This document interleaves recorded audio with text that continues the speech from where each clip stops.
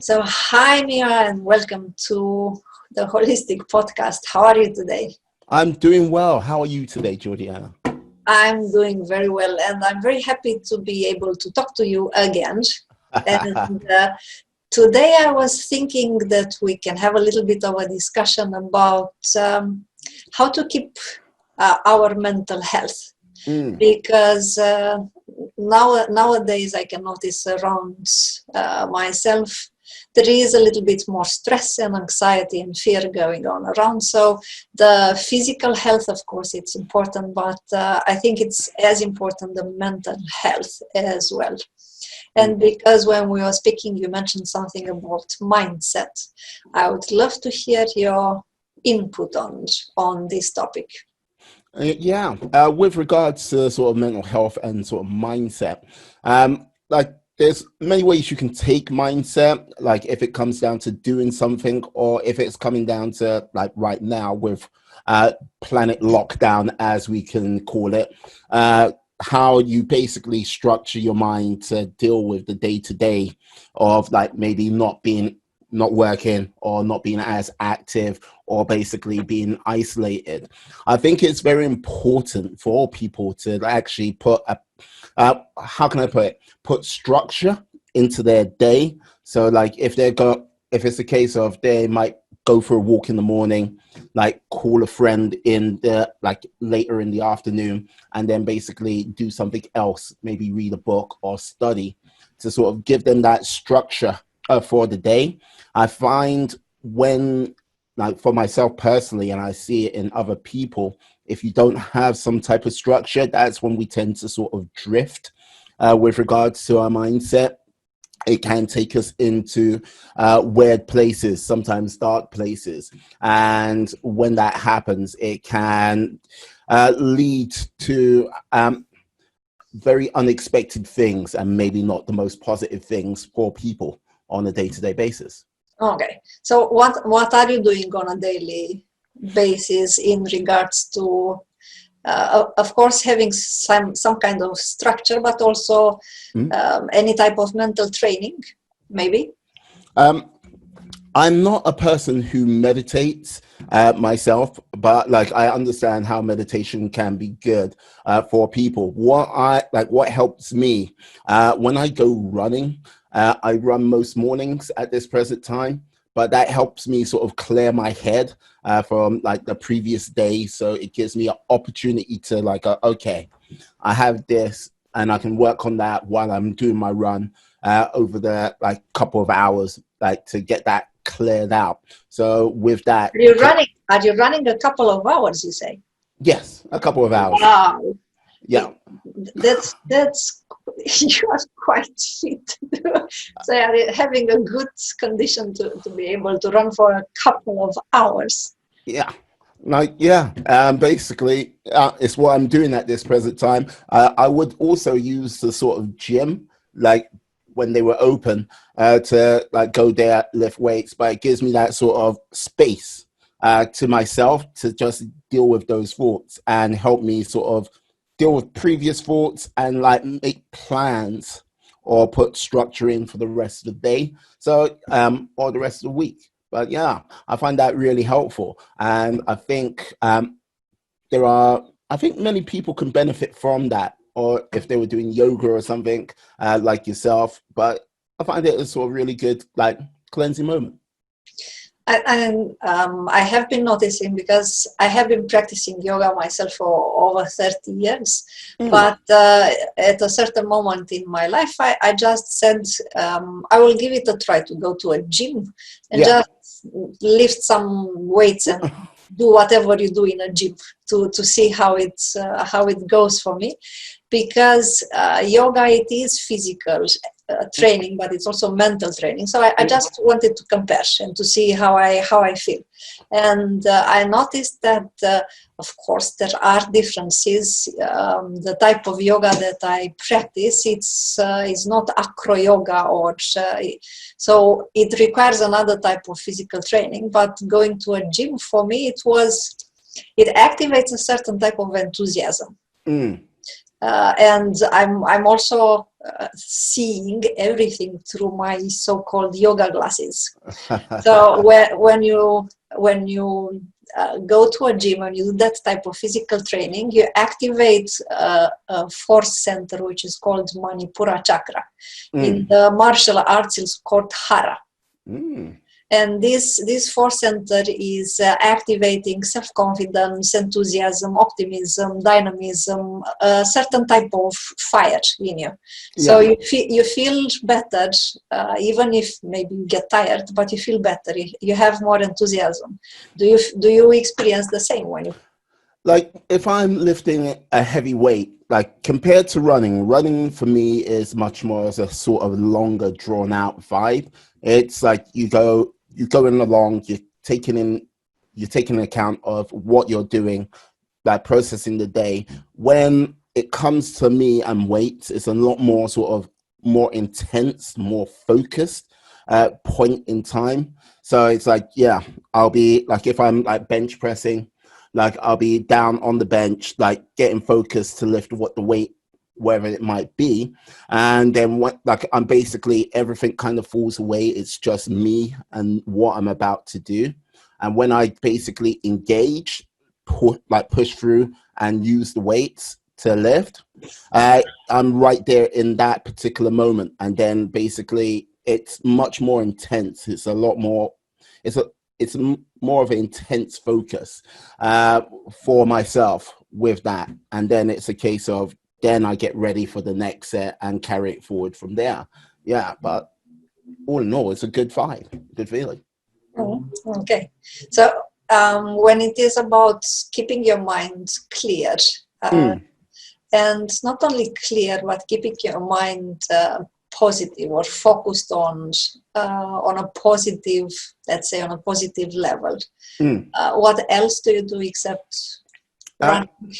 No, like this is the thing. Depending on the day, I will listen to sort of like motivational videos. I watch motivational videos and listen to motivational tapes from YouTube, like because it's one of those things where there's times where it might be hard to get a little bit motivated, like get that motivation kicking up and going. But when you hear from other people who like, are giving out a motivational like speech, it's one of those things where it's like, it kind of activates memories of like, oh, yes, I can do this. Yes, I must do this. Yes, I will do that. And so it just basically helps give you that little bit of, for me, it helps push me along that little bit more so I can get that sort of like flow going. How about yourself? What do you do? So I practice quite a lot of yoga every day, and then one of my favorite practices, let's put it like this, is awareness. Probably you can also use as a word mindfulness, but awareness. So many hours per day, I pay attention to whatever goes inside of my mind and also inside of me as feelings or as states. It's like I'm having myself under a constant microscope to notice what is going on. And I also have developed it as a daily practice. I call it the stop technique. It doesn't matter actually the name, it matters the results of it. So whenever I feel that my mind has the tendency to run a little bit wild and maybe focus upon something which is negative, then I stop. Not physically, I stop mentally, I stop the mental process and I put instead the opposite beneficial thoughts. And also it's, I don't know if you're familiar with this expression, negativity bias. The scientists have discovered that our mind is wired in such a way that in order to survive, this is the theory, in order to survive during millions and millions of years that we have been around, then our mind spots immediately what it is negative. And you need 5 positive aspects in order to balance 1 negative. So it's 5 positive to 1 negative. We are wired like that. Okay. So whenever the negativity bias kicks in, we see much easier the negative aspects. Mm. This is what the scientists discovered. So I don't want to allow the negativity bias to take over.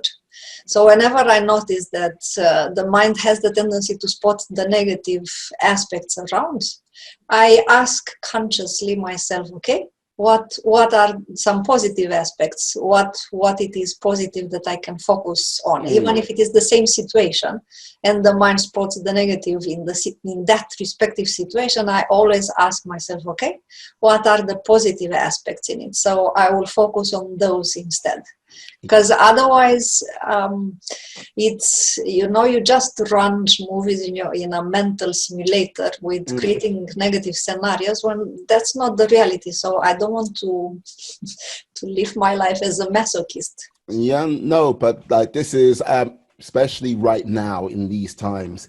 This is the reason why, in some respects, like I watch the news for an hour a day, and I'm done with it. Like, okay, I catch up with what needs to be caught up with for an hour and leave it alone.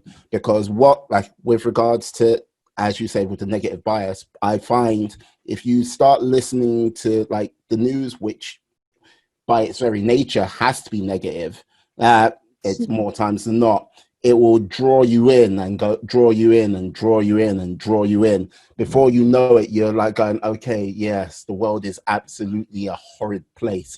The world is a nightmare. And like, you know what I mean? If you're coming from that mindset, trying to do anything positive for yourself, you've got to dig yourself out of a hole using a lot of time and energy, which you could have been using for much more positive practices, which you could have used that energy and time to like maybe get something started. But if you're starting like 50% down, it's going to take you 100% to just get you back to just 50%. So yeah, I find it, avoiding that and basically trying to limit your time around people who might have that sort of same negative vibe to you, which it's not easy at times, because sometimes you might know these people for quite some time and like that's the way they've always been, and you might be aware of it quite recently, or there's a thing what draws it out of them and you're like I didn't notice that about you. I need to be mindful about you. How do you deal in a kind and diplomatic way with people who are prone to have this tendency to just spread negativity?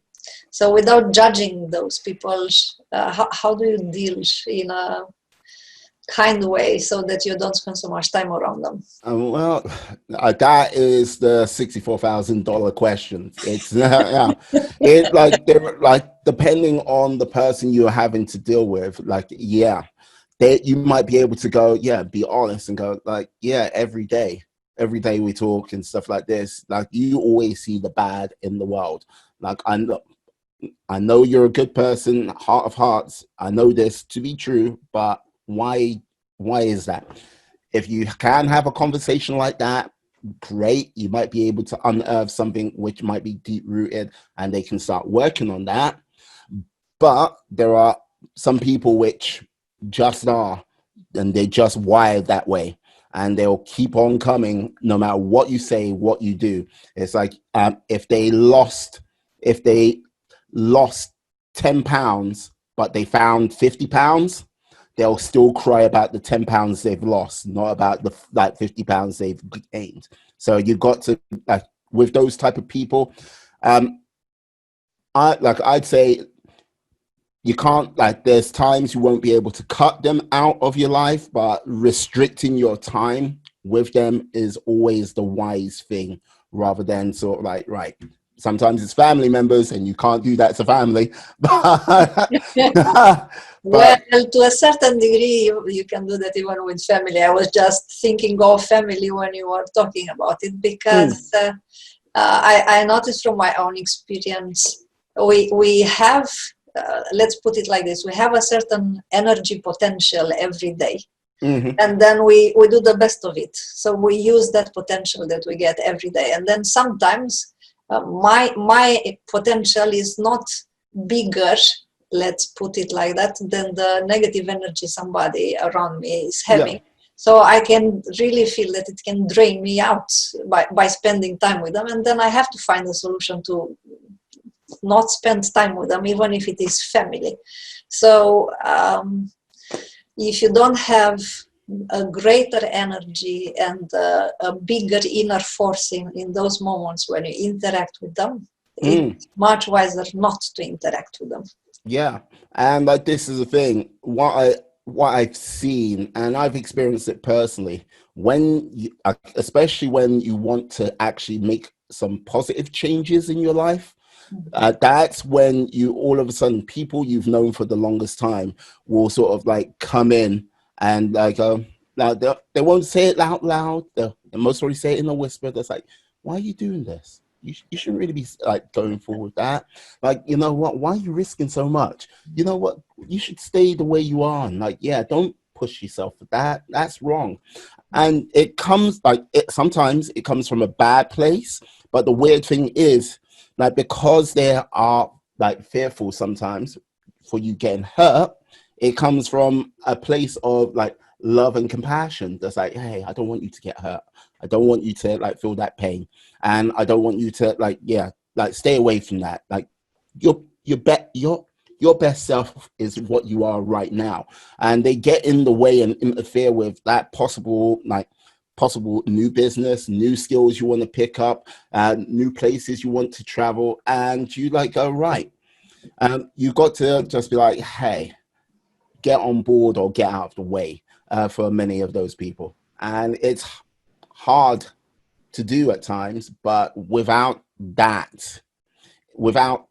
real growth, it is hard, it is painful, and yeah, sometimes you got to not necessarily, you got to move past the people who are the naysayers, like turn those people, if once they see you pushing on hard, pushing for that success, all of a sudden they become like your most avid supporters. And I think the most times people can relate to that is when they're a kid and their parents are like, no, no, no, no, no, no, no. You want to be this? You want to be that? Are you crazy? Are you insane? Go to college, go to university, do this. And all of a sudden they become ultra successful. And the parents are like, I knew you could do it all this time. Yes, I can relate very much to this because, for example, when I moved to Sweden 23 years ago, almost, the first thing everybody was telling me, including those near to me, when I told them that I will open a yoga school. I didn't speak Swedish, by the way. So I told them I will open a yoga school. Everybody, with no exception, they told me it's not going to work.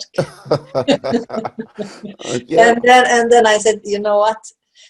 Every human being, no matter the country and the language they speak, they want to be healthy and they want to be happy. So you will see that it will work. So when I started the yoga school and I had my first yoga class, I had 70 people coming. So for me, I take it as a test when I want to do something which I know that it is good and it is beneficial and it is helping me grow. And then I have people around me telling me, no, you're not going to make it. This is not going to work. Why are you doing this? And so on. I take it as somehow as a test. Do I really want to do it? Then I can prove them wrong. So it's not, my intention is not to prove them wrong, but I take it as a test that if I really want to do it, I will make it work. Yeah. No, but this is the thing that, yeah, absolutely.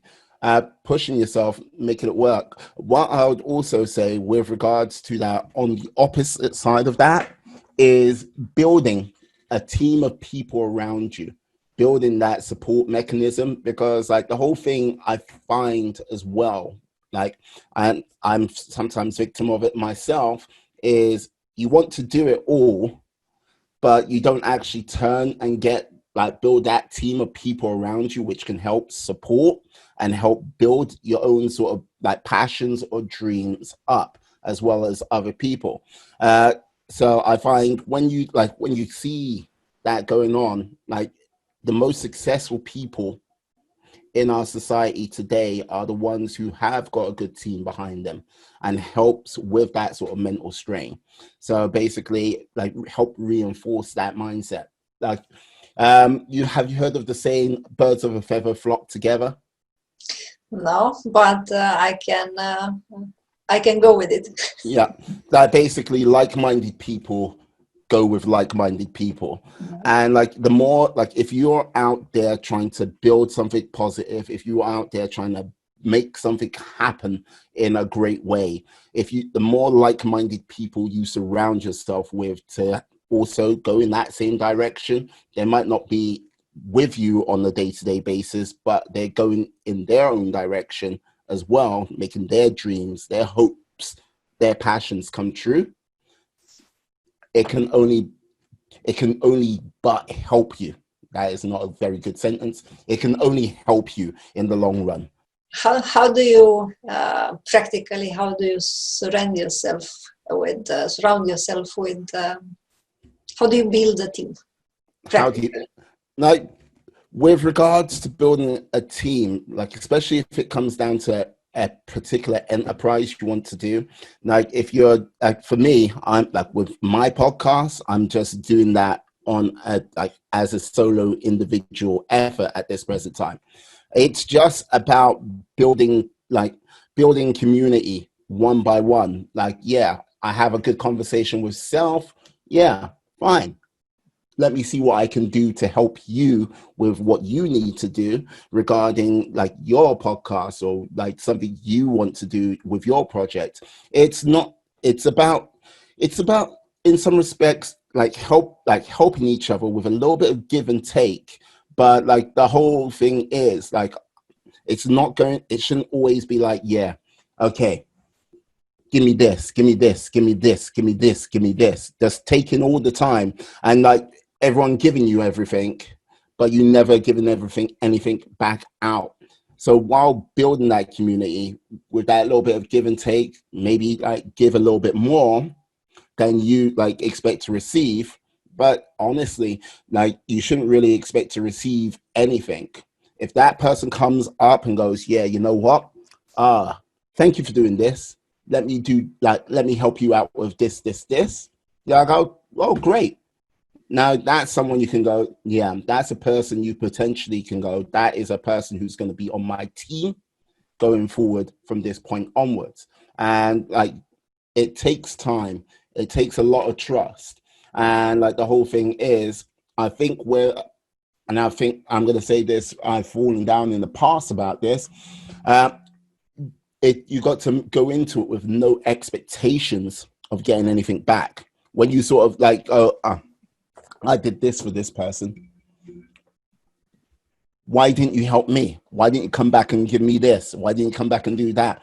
You shouldn't expect it, because people are people after all. And yeah. I agree totally with this, because if you really help somebody, you just help. You don't expect something in return, not even a thank you. If you really were about helping, then your reward is that you are able to do something for another human being, and that's about it. But it is not always very easy to do or to experience, to live, because in our society, that's not the main focus. We are not taught to just be kind and be helpful and don't have expectations and give and offer, and that's your reward, and don't wait anything in return. But it is, for me, it's very rewarding, just being able to do something for another human being. And then, if you really did it, I noticed that if I really did it like this, with all my heart, and no expectations, I even forgot what I did for that person. I did it, and that's it. It's gone. It's done. No, that's great. No, yeah, absolutely. And like, this is the thing. It's most probably when you're doing it like that, you're going forward like that before you know it, and you it might not be the biggest group of people, but you know it's going like that. Like if you've got 3 people on side, that's all you need sometimes to take over the world. It doesn't take much. Like this is the thing.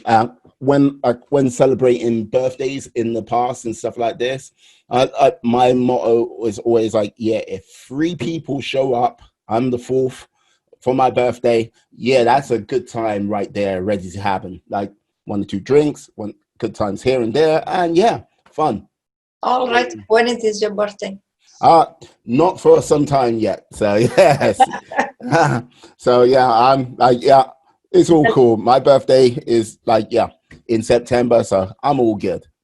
All right, then maybe in September we will be able to travel. Hey, at this moment in time, I'm like 2020. Like when it comes to traveling, I'm just like going, yeah. It's more like, will I be able to travel? Flick a coin up in the air.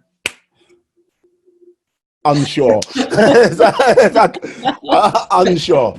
So yeah, like right now, I think 2021, whatever comes up from there, fingers crossed, everything will be back to normal-ish. I will be out and about, getting like traveling, because I like at this moment, like this year, I was meant to do the Paris Marathon in April, but they've postponed that till October.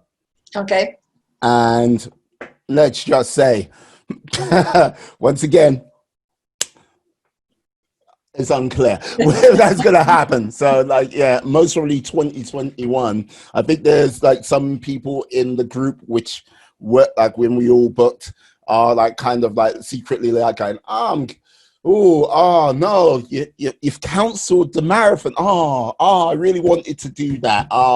Because the pain of that. Oh yeah, but yeah, it's cool. I was just joking around a little bit, because I think that a good sense of humor is also helping a lot with the mental health. And for example, in my country, I'm from Romania originally, even if I live in Sweden now. When I was a kid and a teenager, we were having a dictatorship, so it was not an easy life to have. But we had such, as a people, the Romanians, such a great sense of humor, making fun of the situation.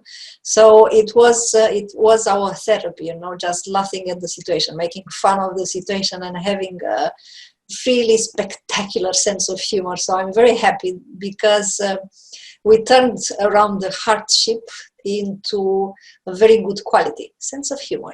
Yeah.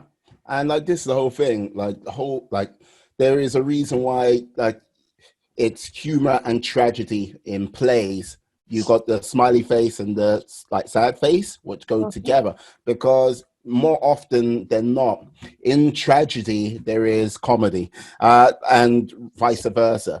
And like, the whole thing is, I think, with regards to much of the developed world, I think there's been a case of, we have been kind of a little bit complacent with regards to our sort of day-to-day lives, taking things for granted too much, thinking every day's promise and every day should offer us a gift, when it comes down to many of the times of, like, if you're around for the next day, that's great.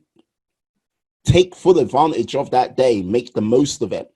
But to make sure you're going to receive something every day from that and not work for it, and no, it doesn't work like that. You put in the work today. If you're around tomorrow, you might benefit from it. You might have to work several days in a row, and that payoff, if it ever comes, might be months down the road, years down the road. And you got to appreciate your time while you have it, because if you don't, it can, like, things can be taken away from you. And it doesn't necessarily mean you passing. Like, just like with the world right now, it's like, yeah, you can't do this, you can't do that, you can't go here, you can't go hit over there, and you can't see these people. And me saying that a year ago, I'm like, yeah, no. Picture a world like it is right now. Yeah, no. Yeah, you won't be able to, like, I know it's different for you guys because you pretty much like yeah, everything's still open. Here, like rest of the world, it's like, yes, lockdown. And yeah, many of things gone for now. It will come back, but it can still disappear like that. I really hope that we all will grow wiser from these situations and start appreciating what we have instead of just chasing what we don't have or complaining about what we don't have. So start appreciating what we have, and also maybe revision a little bit our priorities in life, what is really important. I really do hope that in every difficult or tragic situation there is a lesson to be learned, and there are some wise conclusions to arrive at. I really hope that many people will be able to start thinking a little bit differently, have a wiser perspective upon priorities in life, what is really important in life, and also about maybe solidarity and helping each other, and diminishing a little bit the focus on me, mine, I, and being a little bit more empathetic. Yeah, us, we. Yeah, like this is the thing. I think there's gonna be a percentage of people which will, like, this will actually fundamentally change things from them, like totally. Whether it be down to people they've lost through this crisis, whether that be down to like a real fresh look, getting a epiphanal moment where they look at their sort of circumstance right now and go, I want more from this world. Like, I want more from this world in the respects of, yeah, I want more for me to do better in this world. And like, I think it's going to be a case of there's going to be some people where it's not going to, like, this moment is not going to land at all. Like, there's one thing which has been sort of gifted to a large percentage of people with regards to life, and that's time. Like, and with that, look, normally it'll be a case of most people's normal working week, depending where they are in the world, it's an hour commute to an hour and a half commute into work, do 8 to 9 hours at work, hour and a half to an hour and a half commute back. So tired, they just get in, they just sit down and might spend a little bit of time, if they've got families, with their family, talking about this, that, the other, and then basically zoning out and start it all over again. This has given people so much time. Like, yeah, if you're working from home, you've got 2 to 3 hours back. What you can do with 2 to 3 hours, oh my God, it's amazing. Like, you can learn new skills. You can spend more time with your family. You can basically, learn a new language. Like, there is so many things you can do with just that small bit of time. And I know it's not ideal for some people who may have been furloughed and they might be on a government scheme or everything like this, but that's even more time that they have to given to them. It is one of those things. We burn our most precious asset every day and using it as effectively as possible. And I say this from trust me, I say this from the standpoint of someone who if you put me in front of a good good TV show or whatnot I really love, I would yeah, you know what, I can watch that right now. I won't lie. I'm not like, yes, I use every moment of my life like it's my last. No, no, no. But I would just say there is time right now. And if you want to use it more effectively, if you get extra 3 hours, 6 hours a day, you can do some great things with that time. Yes, it's true. And also I just heard, I don't know personally anyone, but I heard from friends that some people are getting a little bit out of mind because of the free time they have. They don't know what to do with it. So there are the positive aspects about it. If you can choose to do something good with it, or you can just fall down into depression. Yeah. Because you have all that time and everything is upside down somehow. It was such a delight talking to you, and I am very grateful that you wanted to share your love and wisdom with us today.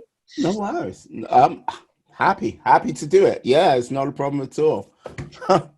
Hope to be able to talk again and simply have another topic and just go with the flow. I am more than happy to do that. Not a problem at all. Yeah, feel free to get in contact with me. And yeah, happy to have a two-way conversation. Yeah, about pretty much anything and everything in which this world has to offer. Wonderful. So if people will want to hear more from you or see more of you, where they can find you? Yeah, they can find me on my podcast, which is everywhere at this present time. It's the Day In, Day Out podcast. By all means, just like search me up, or if you search me up, Day In, Day Out podcast on Facebook, Instagram, yeah, you'll be able to find me. So yeah, by all means. I will also put the link so people will be able to find it easier. Thank you for today. Hope to see you soon. Oh, absolutely. Thank you very much for this time, Georgiana. It's a pleasure. And yeah, I hope to see you soon. Okay? Bye for now. Okay. Subscribe and get access to all the training videos, those already published and the ones on their way. I wish you a wonderful day.